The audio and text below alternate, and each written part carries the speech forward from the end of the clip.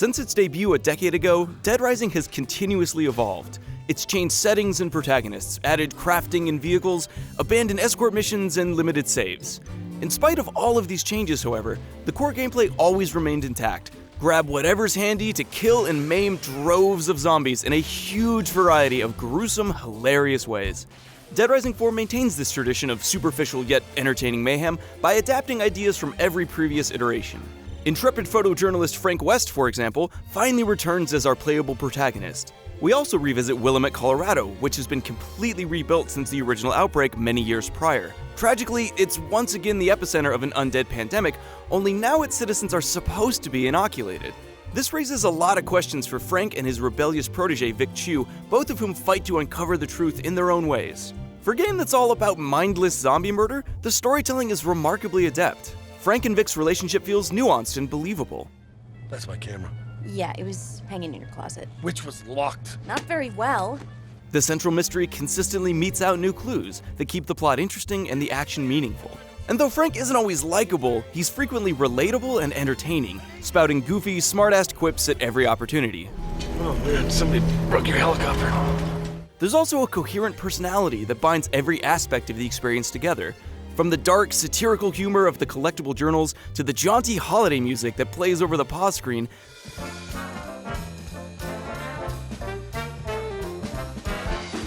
Dead Rising's juxtaposition of slaughter and silliness makes for a memorable world. The gameplay, on the other hand, is a bit more mixed. Fundamentally, the core combat has evolved less than any other facet of the series. Though Frank uses a mix of melee, ranged, and throwable weapons, you're going to spend most of your time just mashing the X button to whack whatever's in front of you. It's serviceable, even satisfying in its cathartic brutality, but it's also rudimentary, offering little depth or challenge. In fact, Dead Rising 4 is rarely challenging in any way. I always had plenty of health and weapons, and armed enemy soldiers seemed nearly as brain-dead as the undead. The new super agile Evo zombies are definitely harder to put down, but of the 14,000 plus zombies I killed, only 71 were Evos. While greater mechanical depth could have made Dead Rising 4 a more intense and rewarding game, I can mostly forgive its light combat for two big reasons.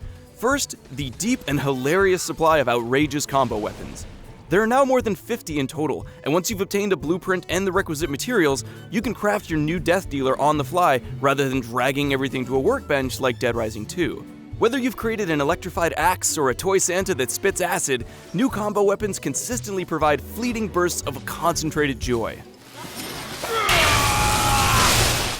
I am alive! The game may not challenge your skills, but it certainly rewards your curiosity. There's also plenty to do outside of combat. Unlike the original and its immediate sequel, Dead Rising 4's campaign doesn't have a timer, and while that erodes the series' identity to a degree, it allows the open world and all its activities to really breathe. The central mall and its surrounding areas are packed with hidden secrets, interesting weapons, and compelling collectibles. Obtaining combo weapon blueprints frequently forces exploration and puzzle solving, which can be frustrating but also satisfying. You can also seek out maniacs, special side bosses that never fail to hit you with an amusing curveball.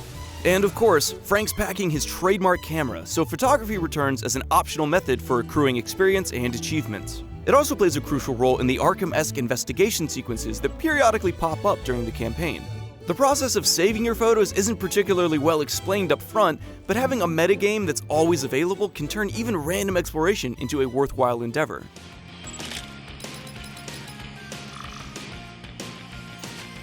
In defiance of the two most recent Dead Rising games, co-op has been removed from the campaign and funneled into a separate multiplayer mode. The pacing and narrative scaffolding of the campaign work well without a partner, but the new mode doesn't offer much consolation for co-op fans. Basically, you and your squad spawn in a slice of the world, complete a series of objectives selected from a small preset pool, then head to a randomly designated safe zone.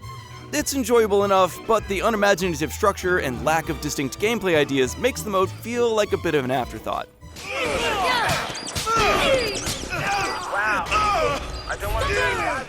Regardless of what you choose to play, Dead Rising 4's tech holds up well, for the most part. I noticed a few zombies trapped in objects with just their arms poking out of, say, a giant rock, but the framerate never slowed noticeably, which is quite a feat considering how many zombies could populate the screen at once. Dead Rising's zombie slaughtering formula has started to wear a bit thin after all these years, especially since its combat remains largely routine. But the surprisingly well-crafted story, wild new combo weapons, and expansive open-world elements turn Dead Rising 4 into an over-the-top piece of popcorn entertainment that captures the series' best elements.